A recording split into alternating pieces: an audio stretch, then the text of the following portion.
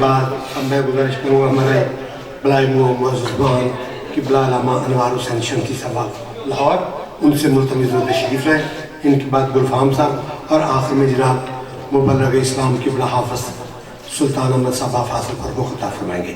میں شاہ صاحب سے التماس کرتا ہوں اب مل کر محمد علی محمد کی ذات پر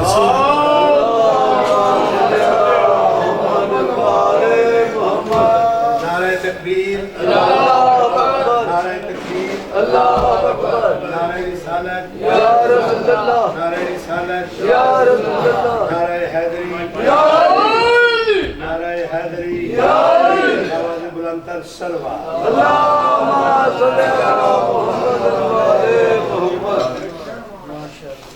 ماشاءاللہ لا حول ولا قوة الا باللہ العلی العظیم۔ اعوذ باللہ من الشیطان الرجیم، بسم اللہ الرحمن الرحیم۔ رب اشرح لی صدری ویسر لی امری واحلل عقدۃ من لسانی یفقہوا قولی۔ حسبنا اللہ ونعم الوکیل، نعم المولا ونعم النصیر۔ تعظمت بالملک الحی الذی لا يموت، واستعنت بذی العز والعظمت والملکوت۔ والصلاة والسلام على رسول الأعظم والنبي الأكرم الذي سمي في السماء بأحمد وفي الأرض بأبي القاسم محمد۔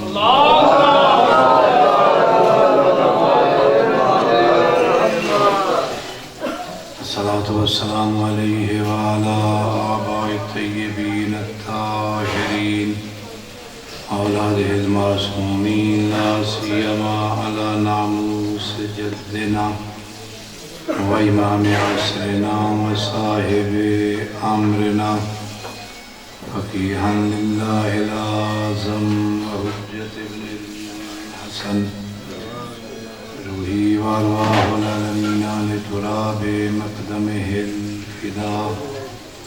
اما بعد فقد قال رسول اللہ صلی اللہ علیہ وآلہ ان اللہ یغضب لغضبها ویرضى لرضاها۔ صلوات پڑھیں۔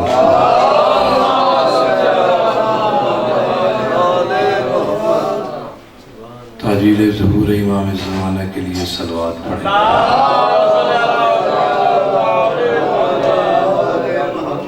اپنے اعمال اور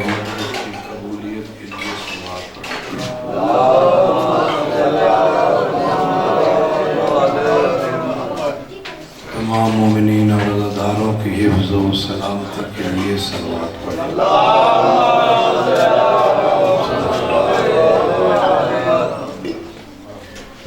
دنیا میں جتنے فرقے مذہب مسلک ہیں، خواہ اسلام ہو یا غیر اسلام، سب کا مقصد ایک ہے، طریقہ کار مختلف ہے۔ ہر مذہب چاہتا یہ ہے کہ زندگی میں کوئی ایسا کام کرے جس سے خالق اپنے بندے پہ راضی ہو جائے۔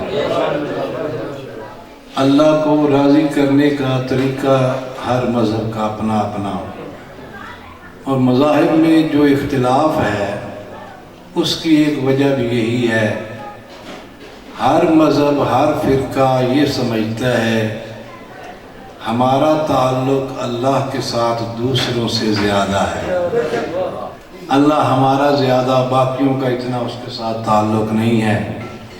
اس وجہ سے وہ سمجھتا ہے کہ اللہ جتنا ہمارا ہے کسی اور کا نہیں، اللہ پہ ہمارا حق زیادہ۔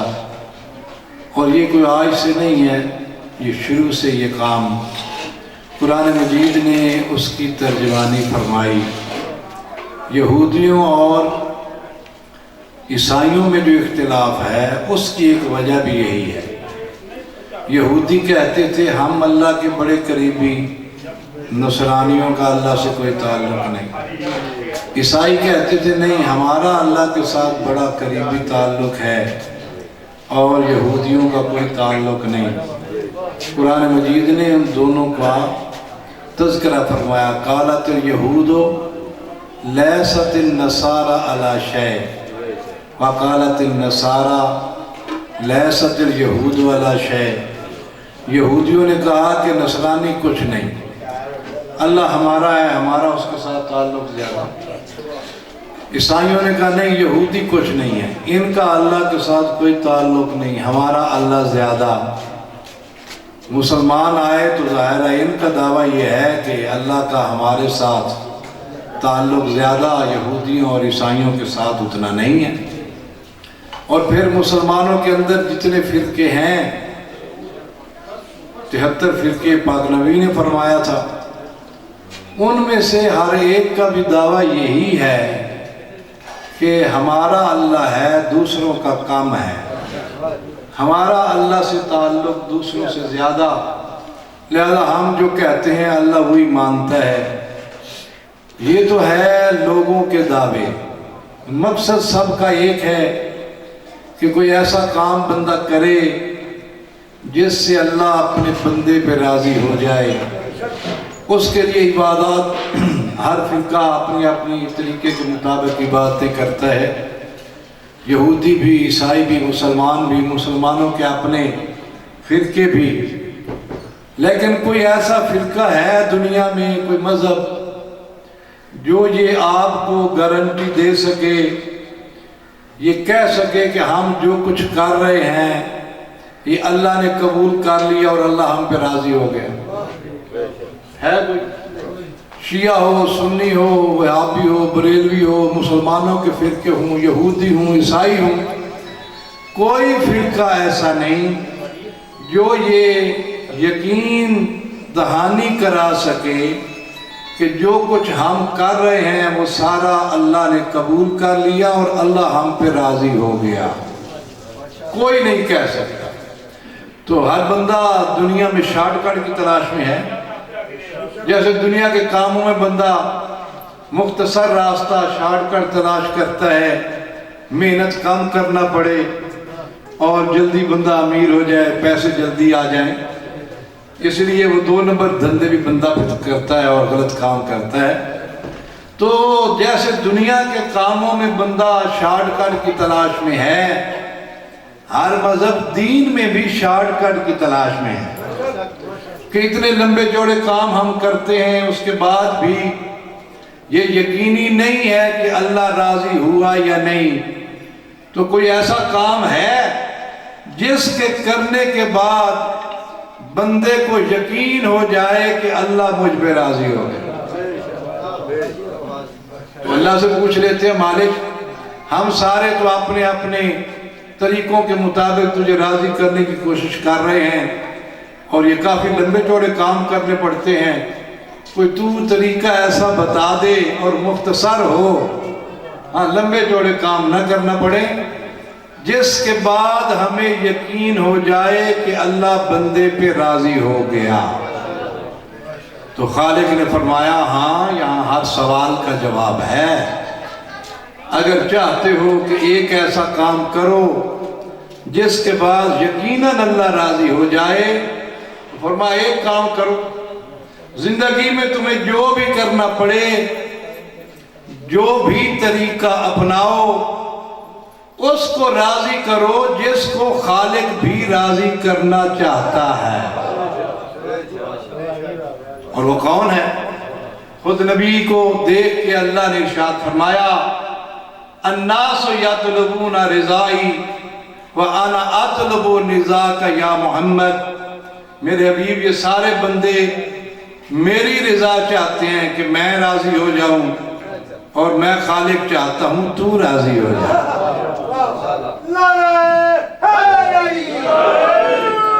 तो क्या ख्याल है, अब जिसको अल्लाह राज़ी करना चाहे, अगर वो मुस्तफ़ा किसी बंदे पे राज़ी हो जाए तो क्या फिर ये कुछ शक रह जाता है कि जिस पे मुस्तफ़ा राज़ी हो उस पे अल्लाह नाराज़ होगा?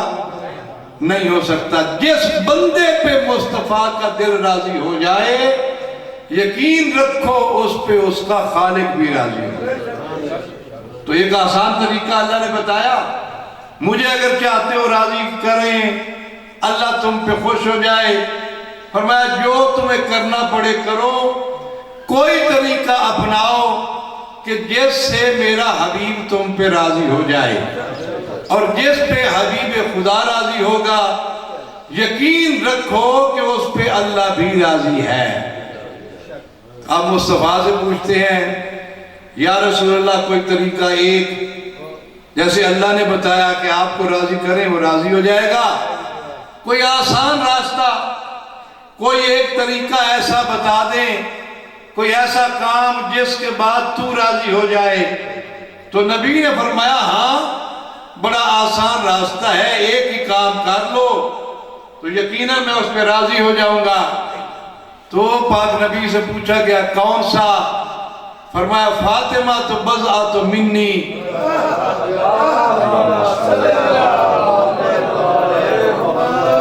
من سرہا فقد سرنی، من اغضبہا فقد اغضبنی۔ فاطمہ میرا حصہ ہے، جس نے فاطمہ کو خوش کیا اس نے مجھے خوش کیا۔ نبی نے فرمایا کوئی ایسا کام کرو کہ میری بیٹی فاطمہ کا دل تم پہ راضی ہو جائے، اور جس پہ نبی کی بیٹی راضی ہو جائے یقین رکھو اس پہ اللہ بھی راضی ہے، اللہ کا رسول بھی راضی ہے۔ اور ہو نہیں سکتا کسی پر نبی کی بیٹی راضی ہو اس پہ مصطفیٰ راضی نہ ہو، کسی پہ نبی کی بیٹی کا دل خوش ہو اس پہ اللہ ناراض ہو، بلکہ نبی نے بندوں کو اپنی رضا بتائی کہ جو فاطمہ کو راضی کرے اس سے مجھے راضی کیا، جس سے فاطمہ کو خوش کیا اس سے مجھے خوش کیا۔ بلکہ اس سے بڑھ کے نبی نے اگلا جملہ بھی فرمایا، ہو سکتا ہے کوئی یہ سمجھے کہ نبی نے اپنی بیٹی کی وجہ سے کہہ دیا کہ جس پہ نبی کی بیٹی راضی ہو جائے گی نبی راضی ہو جائے گا، تو نبی نے اگلا جملہ بھی فرمایا اگر کسی کو میری بیٹی سمجھ کے کوئی پرابلم ہو اور سمجھے رشتہ داری کی وجہ سے کہہ رہا ہوں، تو نبی نے فرمایا صرف میں نہیں، فاطمہ وہ ہے جس کی رضا سے اللہ راضی ہو جاتا ہے۔ فرمایا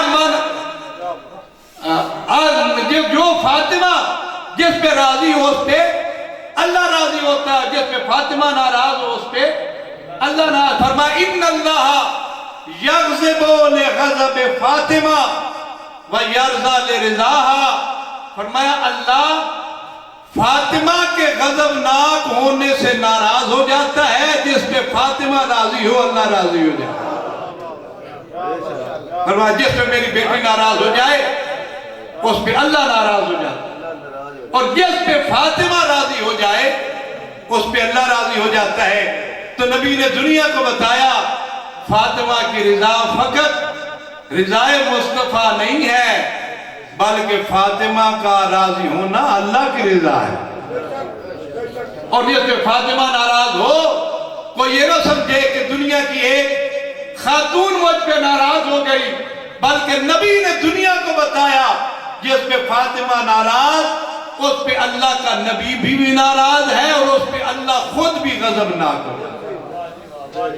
اور دنیا کے ہر بندے کا تعلق کسی بھی مذہب سے ہو کوئی پرابلم نہیں ہے، کوئی کسی کے ساتھ جھگڑا نہیں ہے، ہر مذہب کا بندہ چاہتا یہی ہے کہ اللہ اور اس کا نبی راضی ہو، اور اللہ نے نبی نے اس کا طریقہ بتایا کہ جس پہ فاطمہ غضبناک ہو جائے وہ سب کچھ ہو سکتا ہے، نہ اس پہ اللہ راضی ہوگا نہ اس پہ نبی راضی ہوگا۔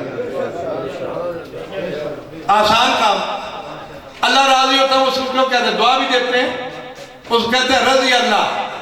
جب کسی کو دعا دینی ہو تو کیا کہتے ہیں؟ اللہ تجھ پہ راضی ہو، یہ دعا ہے۔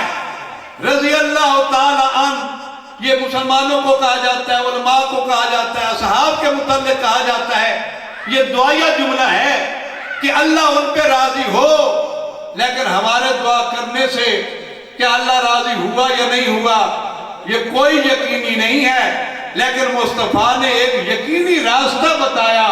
چاہتے ہو کہ تم رضی اللہ بن جاؤ، اللہ تم پہ راضی ہو، تو اس کا ایک ہی طریقہ ہے، نبی کی بیٹی فاطمہ کو راضی کر لو، اللہ رضی اللہ ہو جائے گا۔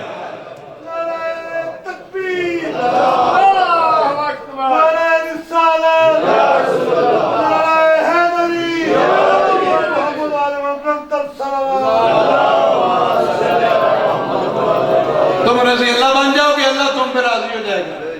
لیکن اگر تم نے فاطمہ کو ناراض کیا تو فقط یہ ایک عام خاتون ناراض نہیں ہوئی۔ من غاضبہا فقد غاضبنی، من اغضبہا فقد اغضبنی۔ نبی نے فرمایا جس نے فاطمہ کو ناراض کیا اس نے مجھے ناراض کیا۔ ان اللہ یغضب لغضب فاطمہ، اور صرف اپنا ہی نہیں، فرمایا جس پہ فاطمہ ناراض ہو جائے اس پہ اللہ بھی ناراض ہو جائے۔ تو فاطمہ کی ناراضی اور اس کا بندے پہ غضبناک ہونا، یہ صرف فاطمہ ناراض نہیں ہوئی، اللہ بھی ناراض ہو گیا بندے پہ، اللہ کے نبی پہ ناراض ہو گیا۔ پھر ذرا دنیا کے سارے مذہب یہ سوچ کے بتائیں، اگر اللہ بندے پہ ناراض ہے، اس کا حبیب ناراض ہے، تو اس کی اور کوئی عبادت اسے کام دے گی؟ بندہ کوشش کرے حج پہ جائے گا، وہاں جا کے عمرہ کر آیا، حج کر آیا، زکوٰۃ دی، نماز پڑھی اور کوشش کی، اللہ راضی ہو گیا۔ نبی کہہ رہا نہیں نہیں، اگر فاطمہ ناراض ہے تو کوئی عبادت کام نہیں دے گی، کوئی نیکی تمہارے کام نہیں آئے گی۔ اس لیے نبی نے طریقہ بتایا، اگر چاہتے ہو اللہ راضی ہو مصطفیٰ کو راضی کرو، چاہتے ہو مصطفیٰ راضی ہو تو فاطمہ کو راضی کرو۔ اب بی بی سے پوچھتے ہیں، بی بی آپ کیسے راضی ہوتی ہیں؟ اور یہ پوچھنے کی ضرورت ہی نہیں ہے، ہر صاحب اولاد جانتا ہے۔ کسی بھی ماں سے پوچھ کے دیکھ لو تو کیسے راضی ہوگی، دنیا کی ہر ماں کہے گی جو میرے بچوں کے ساتھ اچھا سلوک کرے میرا دل خوش ہو جاتا ہے، اور اگر تم میرے بچوں پہ ظلم کرو گے تو تم جو مرضی کرو میں کبھی تم پہ راضی۔ تو بی بی کا جواب کیا ہوگا؟ جو میرے بیٹوں پہ، میری بیٹیوں کے ساتھ اچھا سلوک کرے، ان کے ساتھ محبت کرے اور آسان کروں۔ چاہتا ہے اگر بندہ کہ نبی کی بیٹی کا دل راضی ہو، اس کے لیے آسان طریقہ بتایا۔ نبی کی بیٹی کا دل کس بات پہ راضی ہوتا ہے؟ جو نبی کی بیٹی کی اولاد کی صف عزا پہ شامل ہوتا ہے، اس لیے کہ یہ وہ صف ہے، یہ وہ جگہ ہے جہاں پہ نبی کی بیٹی دیکھ رہی ہوتی ہے، ان کی نظر ہوتی ہے کون آتا ہے میرے لال کا پرسہ دینے۔ اگر چاہتے ہو نبی کی بیٹی کا دل راضی ہو تو اس کا آسان طریقہ کیا ہے کہ نبی کی بیٹی کی اولاد حسن حسین، ان کی اولاد کی صف عزا پہ آؤ، پتہ چلے کہ تمہارا تعلق نبی کی بیٹی کی اولاد کے ماننے والوں کے ساتھ ہے، ان کے ساتھ زیادتی کرنے والوں کے ساتھ تمہارا تعلق نہیں ہے۔ اور یہ طریقہ اس زمانے کے لوگوں کو بھی پتا تھا کہ اگر نبی کو منانا ہو، نبی کو راضی کرنا ہو تو اس کا راستہ کون سا ہے۔ اور یہ آپ تاریخ اسلام پاک نبی کی سیرت پڑھیں، اردو کتابوں میں موجود ہے، اور اگر اور کوئی کتاب نہ ملے، جو حضرات اردو سمجھتے ہیں چند جماعتیں پڑھی ہیں، ایک مشہور بیوروکریٹ پاکستان کے گزرے ہیں قدرت اللہ شہاب، ان کا نام اکثر صاحبان نے جو سکول کے ساتھ تعلق رکھتے ہیں سنا ہوگا۔ ان کی کتاب انہوں نے لکھی ہے شہاب نامہ، کسی بھی لائبریری میں چلے جائیں وہاں مل جائے گی، وہاں اس میں انہوں نے یہ واقعہ لکھا۔ بہت بڑا بیوروکریٹ رہا، ہاں صدر تک، وزیر اعظم کے، ان کے سیکٹریوں تک وہ وہاں تھا، اہل سنت کے ساتھ اس کا تعلق تھا۔ تو اس میں اس نے یہ واقعہ اپنا لکھا کہ میں اپنے گاؤں سے جا رہا تھا اسلام آباد واپس، یا وہ اسلام آباد سے گاؤں جا رہا تھا، جمعہ کا دن تھا، تو جمعے کا ٹائم ہوا، میں نے دیکھا بڑی مسجد جامع دور ہے، ایک گاؤں کے پاس سے گزر رہے تھے، ایک چھوٹی سی گاؤں کی مسجد تھی، تو وہاں جمعہ ہو رہا تھا، مولوی صاحب خطبہ دے رہے تھے، میں نے کہا ادھر ہی جمعہ پڑھ لیتا۔ اگر میں اس مسجد میں گیا، مولوی صاحب خطبہ دے رہے تھے، تو دوران خطبہ ان واعظ صاحب نے کہا ایک دن پاک نبی کسی بات پہ صحابہ سے ناراض ہو گئے، مسلمانوں کی کسی بات پہ نبی ناراض ہوئے، نبی گھر تشریف لے گئے، مسلمانوں نے آپس میں میٹنگ کی، اجلاس کیا، اکٹھے ہوئے، کوئی طریقہ ڈھونڈو کہ اللہ کا نبی راضی ہو جائے، اس کو منایا جائے۔ تو سب نے یہ فیصلہ کیا کہ نبی کو منانے کا ایک ہی راستہ ہے، سارے مل کے دروازہ زہرا پہ جاتے ہیں، ہم ان سے جا کے گزارش کرتے ہیں، اور اگر وہ سفارش کر دے تو نبی مان جائیں گے۔ یہ سارے مل کے آئے، دروازہ زہرا پہ دستک دی، بی بی نے اندر سے پوچھا کون ہے، بتایا مسلمان، کیوں آئے ہو؟ تو کہا کہ آپ کے بابا کسی بات پہ ہم پہ ناراض ہوئے، آپ مہربانی فرمائیں ہماری سفارش کر دیں، آپ کے بابا ہم پہ راضی ہو جائیں۔ تو بی بی اپنے بابا کے پاس تشریف لے گئیں، کہا بابا انہوں نے کوئی غلطی کی ہوگی جس پہ آپ کا دل ناراض ہوا، لیکن آپ یہ معذرت کے لیے آئے ہیں اور آپ رحمت کل ہیں، مہربانی کر کے ان پہ راضی ہو جائے، مان جائے۔ جیسے بی بی نے کہا، نبی نے کہا تو کہتی ہے تو میں نے ان کو معاف کیا۔ تو وہاں وہ زمانے کے لوگوں نے بھی طریقہ بتایا، چاہتے ہو نبی تم پہ راضی ہو تو فاطمہ کو راضی کرو، اور اگر اس دور کے مسلمان جب تک فاطمہ کو راضی نہ کر لے ان پہ نبی راضی نہیں ہوتا، تو آج کے لوگوں پہ بغیر فاطمہ کے نبی کیسے راضی ہو جائے؟ اور کیا یہ دنیا کے لیے ہے؟ نہیں، یہ طریقہ بتایا میدان محشر کے لیے بھی، وہاں بھی جب سب نے جانا ہے اور لوگ ہر بندہ خواہش کرے گا کہ نبی ہماری سفارش کریں، نبی ہم پہ راضی ہو جائے، تو وہاں بھی طریقہ ایک ہی ہوگا، نبی کی اولاد کو راضی کرو، وہاں پہ نبی کی شفاعت تمہارے حصے ہو، تمہارے نصیب میں آئے گی۔ تو وہاں بھی طریقہ یہ تھا کہ نبی کی بیٹی راضی ہو، نبی راضی۔ پاک نبی نے، ایک صحابی کسی نے کوئی بات کی، نبی کو بات ناگوار گزری، حضرت نے اس کو ڈانٹا، ناراض ہوئے اور فرمایا کہ میرے سامنے نہ آنا پھر۔ وہ مدینہ شہر سے باہر چلا گیا، کچھ دنوں کے بعد لوٹا، سوچ رہا تھا کیا طریقہ اپناؤں کہ نبی راضی ہو جائے، کیونکہ نبی نے منع فرمایا تھا میرے سامنے نہ آنا، یہاں سے چلا جا۔ اب وہ اسی سوچ میں تھا، کوئی طریقہ، کوئی راستہ کہ جس سے مصطفیٰ راضی ہو جائے۔ یہی سوچتے سوچتے وہ گلی سے گزرا، جب گلی کے کنارے پہ پہنچا تو حسن و حسین وہاں پہ نظر آئے، نبی کے شہزادے اس کو نظر آئے، مسکرا پڑا، آگے بڑھا، ایک کو دائیں کندھے پہ بٹھا لیا، دوسرے کو بائیں کندھے پہ بٹھایا، دونوں شہزادوں کو اٹھا کے چلا، ادھر سے آگے سے نبی آتے ہوئے نظر آئے، نبی نے اس کو دیکھ کے مسکرا کے کہا تو نے بڑا اچھا طریقہ ڈھونڈا ہے، تیرے سفارشی بہت عظیم ہے۔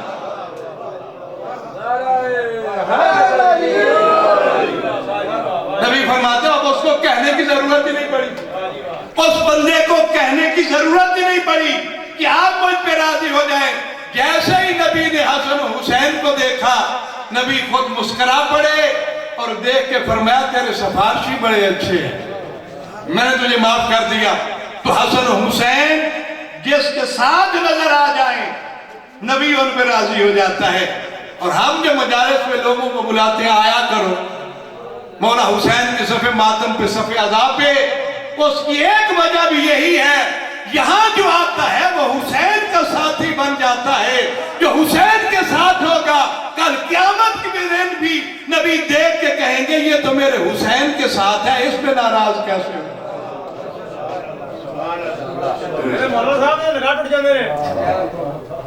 کوئی بات نہیں، یہاں نہیں نہ ٹوٹ جائے، کل چڑھا نہ گیا، قیامت کا دن جانا نہیں، وہ سے پتہ لگے گا۔ ہاں ایک کی شاید بچے گی، ہاں ایک ہی شے بچے گی، یا نکاح بچا لو تو یا پھر جہنم تو بچ جاؤ۔ ہاں یہ جہنم سے بچنا تو اتنا معمولی کام نہیں ہے۔ جو جہنم سے بچ گیا جنت میں گیا، قرآن نے کئی جگہ پہ فرمایا فقد فاز فوزا عظیما، جو جہنم سے بچ گیا جنت میں چلا گیا اس نے بہت بڑی کامیابی حاصل کی، کیونکہ جہنم سے بچنا بہت بڑی کامیابی ہے، اور پھر جنت میں جانا یہ اس سے بڑی کامیابی، کیونکہ یہ کوئی ضروری نہیں ہے جو جہنم سے بچ جائے وہ جنت میں بھی جائے، یہ کوئی ضروری نہیں ہے۔ ہو سکتا ہے کوئی جہنم سے بچ جائے لیکن جنت میں بھی نہ جائے، کیونکہ یہ وہاں یہ چیزیں، یہاں ہم تو علماء کی مولویوں کی باتیں سنتے نہیں، ادھر ادھر ہو جاتے ہیں۔ وہاں ہو سکتا ہے بندہ جہنم میں تو نہ جائے لیکن جنت میں بھی نہ جا سکے، چلتا پھرتا رہے، کیونکہ وہاں اپنے اعمال کام آئیں گے۔ وہاں جنت میں جانا اور سہولتیں حاصل کرنا وہ ہر بندے کے اپنے اعمال پہ ڈیپینڈ کرتا ہے، اور اس کے لیے اللہ نے وہاں جنت میں کوئی مکان بنا کے نہیں رکھے پہلے سے، ہاں کہ آ جائے کہ بندہ اللہ 4 مرلے کے 5 مرلے کے 10 مرلے کے مکان کسی کو الاٹ کر دے گا، نہیں نہیں، اللہ نے بندے پہ چھوڑ دیا۔ وہاں جتنا اچھا اور جتنی سہولیات والا مکان چاہتا ہے یہیں سے بندوبست کر لے، وہ میٹیریل یہاں سے جاتا ہے۔ جنت میں مکان کا میٹیریل یہاں سے جاتا ہے، لہذا ہر بندے کی اپنی مرضی ہے کتنا بڑا مکان اور کتنی سہولیات والا۔ اس لیے ہو سکتا ہے کوئی جنت میں چلا جائے لیکن مکان نہ ملے، چلتا پھرتا رہے۔ بعض ایسے ہوں گے، روایات میں ہے کہ جن کو جنت میں مکان کوئی نہیں ملے گا، وہ چلتے پھرتے رہیں گے، کبھی ادھر کبھی ادھر، کبھی اس مومن کے گھر 5 منٹ، کبھی اس کے مومن کے گھر 5 منٹ، کسی کو 1 مرلے کا، کسی کو 2 کا، کسی کو 5 کا، کسی کو 10 مرلے کا۔ وہ ہر بندے نے خود جو کمائی کرنی ہے دنیا میں اسی حساب سے آگے مکان ملے گا، اور مفت میں نہیں ملتا ہے۔ کیا خیال ہے تو آپ کا؟ یہاں یہ بورے والے رہنے والے شہر کا، آج کل یہاں بھی شہر میں کافی پراپرٹی مہنگی ہے، لیکن لاہور اور اسلام آباد کی اس سے زیادہ مہنگی۔ اگر یہاں کی کسی بندے نے اسلام آباد میں 5 مرلے کا پلاٹ یا مکان لینا ہو کتنے پیسے چاہیے ہوں گے؟ تو یہاں اگر کسی کے پاس ہیں اگر کوئی ایکڑ تو 5 7 10 ایکڑ بیچے گا تو وہاں 5 مرلے کا ایک مکان آئے گا۔ ایسا ہی ہے کہ نہیں ہے؟ اور اگر کاروباری ہے تو کافی سال کمائے پھر جا کے پلاٹ لے سکے گا۔ تو کیا خیال ہے جنت کی قیمت اسلام آباد جتنی بھی نہیں ہے؟ یہاں کے پلاٹ کے لیے بندے کو ساری زندگی محنت کرنی پڑتی ہے، کمانا پڑتا ہے، تو کیا جنت کا مکان اور پلاٹ بغیر کچھ کیے، محنت کیے، فارغ بندہ رہے، سویا رہے ساری رات، ایسے ہی مل جائے گا؟ اگر کوئی یوں کہتا ہے تو غلط کہتا ہے، دھوکہ دے رہا ہے۔ کچھ کرنا پڑے گا، اور پھر ہر بندہ جنت میں جانے کے لیے بھی تیار ہے، اور صرف جنت میں جانا ہی نہیں چاہتا بلکہ قرآن نے بھی کہا، علماء کرام نے بڑی اس کی پھر فضیلتیں بیان کی، وہاں بتایا مومنین کو جنت کی سہولتیں ملیں گی اور حوریں ملیں گی، اور یہ ان لوگوں کو تسلی بھی دی جاتی جن کو یہاں مرضی کی شادی نصیب نہیں ہوتی، پھر وہ اپنے دل کو تسلی دے لیتے چلو یہاں نہیں ملی، ہاں یہ تو چلا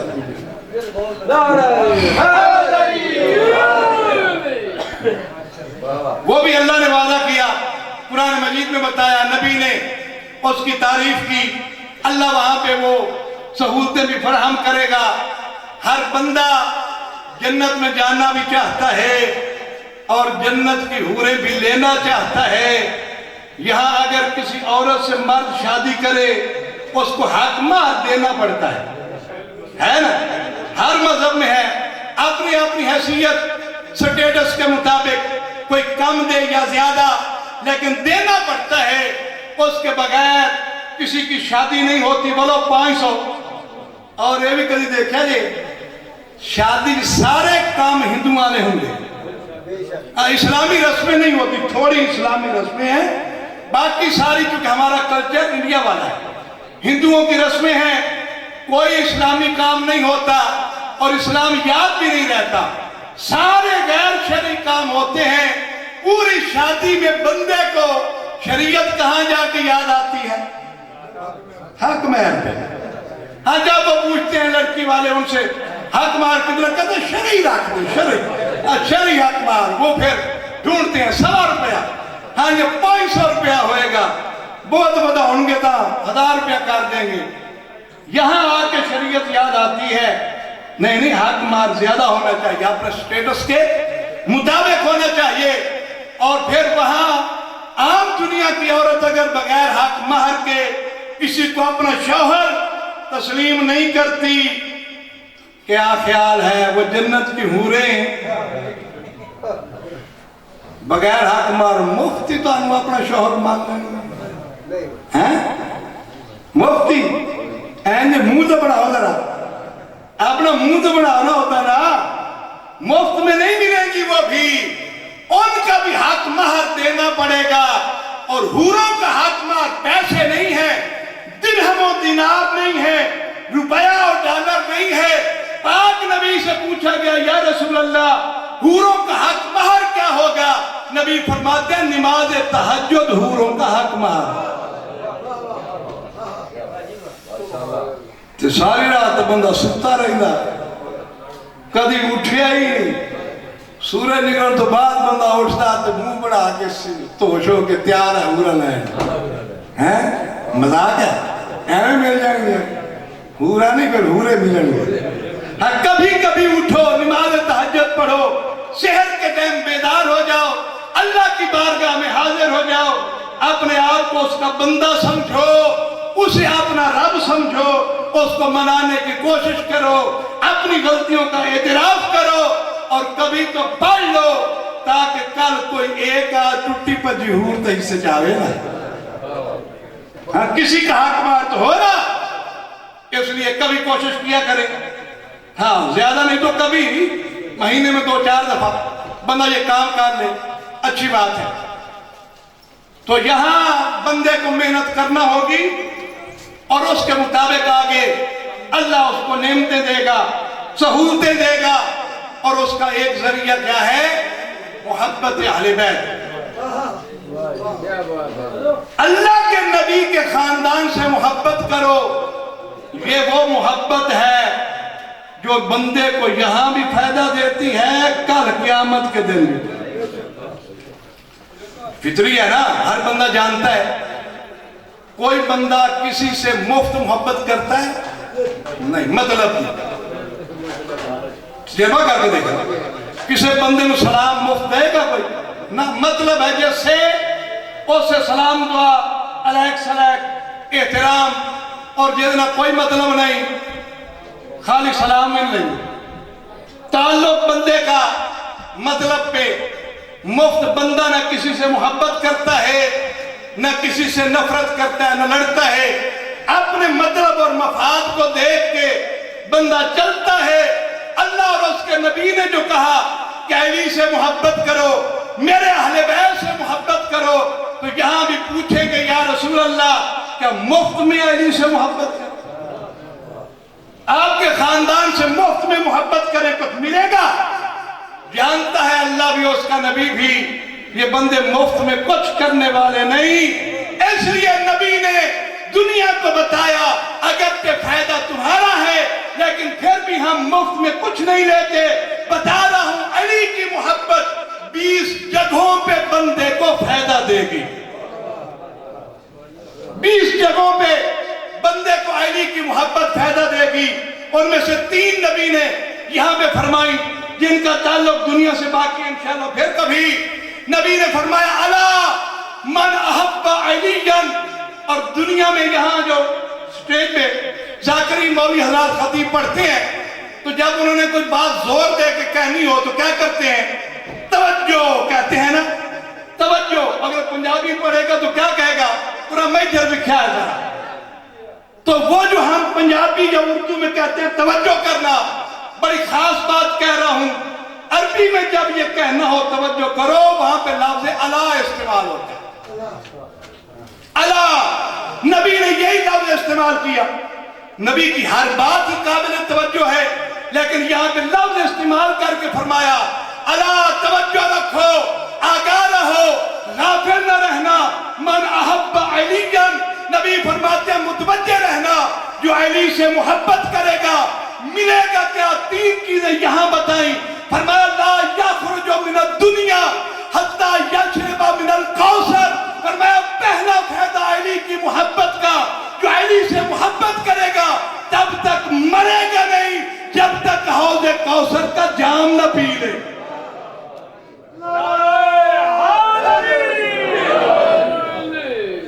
وہ تو سنا ہے حوض کوثر وہاں آگے ہے، وہاں سے جام جا کے مولا علی کے ہاتھوں پیئیں گے، لیکن نبی نے فرمایا جو علی سے محبت کرتا ہے اس کا ایک فائدہ یہ ہے، وہ تب تک مرے گا نہیں، دنیا سے جائے گا نہیں جب تک وہ اپنے یہاں زندگی میں حوض کوثر کا جام نہ پی۔ اور یہی فرق ہے، دنیا کے سارے مذاہب کے پیشوا وعدہ کرتے ہیں آگے جا کے ملے گا، اہل بیت وہ گھرانہ جو کل کا وعدہ نہیں کرتا یہیں سے دے کے بھیجتا ہے۔ وہ یہ نہیں کہتے وہاں آؤ گے تو پلائیں گے، بلکہ نبی فرماتے ہیں یہاں سے پلا کے بھیجیں گے۔ یہ پہلا فائدہ۔ دوسرا فائدہ وَيَأْكُلَ مِنْ شَجَرِ الطُّوبَى، فرمایا جو علی سے محبت کرتا ہے تب تک مرے گا نہیں جب تک وہ شجرہ طوبہ کا پھل نہیں کھا لے گا۔ شجرہ طوبہ جانتے ہیں، ایک درخت ہے جنت میں، جنتی جہاں جہاں ہوں گے، جتنے بڑے مکان ہوں گے، وہاں ان کو کہنا نہیں پڑے گا یہ ملے، وہ خواہش کریں گے بیٹھے بٹھائے مل جائے گا۔ کون دے گا؟ نبی فرماتے ہیں شجرہ طوبہ کی ایک شاخ ہر جنتی کے گھر میں ہوگی، بندہ جو ارادہ کرے گا وہ شاخ جھکے گی، اس کو عطا کر دے گا۔ بندے کے دل میں خیال ہے انار کھاؤں، اسی شاخ سے انار مہیا ہو جائے۔ سیب کھانے کا پروگرام ہے، وہی شاخ جھکے گی، پکا ہوا سیب اس کو دے دے گی۔ ہر نعمت جو چاہے گا وہی شجرہ طوبہ کی شاخ، اس کی ٹہنی وہ جھکے گی، بندے کو جنتی کو دے دے گی۔ ہر جنتی کے گھر میں ایک ایک شاخ شجرہ طوبہ کی ہوگی۔ نبی فرماتے ہیں جو علی سے محبت کرے گا تب تک مرے گا نہیں جب تک دنیا میں شجرہ طوبہ کا پھل نہ کھائے۔ یہاں بھی وعدہ نہیں ہے کہ وہاں آؤ گے تو کھلائیں گے، فرمایا یہیں سے کھلا کے بھیجیں گے، کھلا کے بھی بھیجیں گے، پلا کے بھی بھیجیں گے۔ اور پھر نبی نے ایک دن فرمایا جانتے ہو اس کی شاخ ہر گھر میں ہوگی، اس کا تنا کہاں ہوگا؟ مسلمانوں نے کہا بتائیں یا رسول اللہ، فرمایا اس درخت کا تنا میرے گھر میں ہوگا، شاخ ہر جنتی کے گھر میں۔ کچھ دنوں کے بعد نبی نے پھر جنت کی تعریف کی، بندوں کو متوجہ کیا وہاں کیا کیا ہوگا، فرمایا وہ ایک شاخ ہر جنتی کے گھر میں ہوگی، جیسے بندہ جو چاہے گا اس کو مل جائے گا، شاخ تو ہر گھر میں ہوگی۔ پھر فرمایا جانتے ہو اس کا تنا کہاں ہوگا؟ کہا یا رسول اللہ آپ فرمائے، فرمایا اس شجرہ طوبہ کا تنا علی کے گھر میں ہوگا۔ اب بندوں کے چہروں پہ آثار پریشانی کے نمودار ہوئے۔ ایک درخت کی ہزاروں شاخیں تو ہو سکتی ہیں لیکن ایک درخت کے دو تنے نہیں ہو سکتے، وہ ایک ہی ہوتا ہے۔ انہوں نے سوچنا شروع کیا، کچھ دن پہلے نبی نے فرمایا اس کا تنا میرے گھر میں، آج فرما رہے اس کا تنا علی کے گھر میں۔ نبی نے لوگوں کے چہروں کو دیکھ کے ان کی پریشانی کا اندازہ لگایا، مسکرا کے فرمایا پریشان نہ ہو، جنت میں میرا اور علی کا گھر ایک ہی ہوگا۔ تو اللہ نے کیسا انتظام کیا؟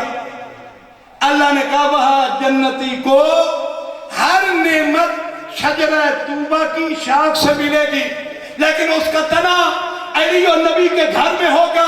اللہ نے بندوبست کیا یا دنیا میں نبی اور علی کے نام پہ جو لوگ ہیں وہ نبی کے نام پہ میلاد کا شربت نہیں پیتے, کچھ دوسرے لوگ علی کے نام کا لنگر نہیں کھاتے. اللہ نے کہا